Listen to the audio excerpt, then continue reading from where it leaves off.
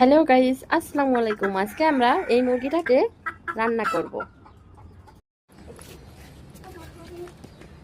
পেঁয়াজ দিয়ে দেব, গরম মশলা, হলুদ গুঁড়ো, মরিচের গুঁড়ো, লবণ, আদা রসুন বাটা,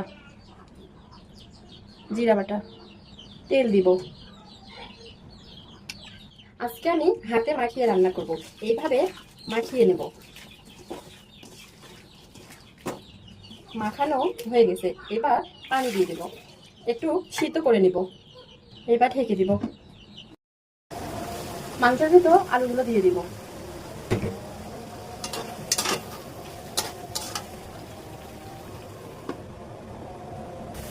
পেঁয়াজ ভেজে নিচ্ছি, মুরগির মাংসগুলো ঢেলে রেখেছিলাম, এগুলো ঢেলে দিব।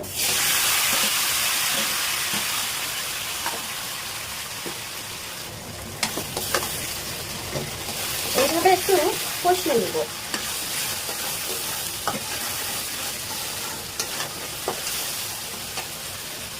কষানো হয়ে গেছে, এবার জল দিব। ঢেকে দিব, রান্না হওয়া পর্যন্ত অপেক্ষা করব। এই যে আলু দিয়ে দেশি মুরগি রান্না হয়ে গেছে।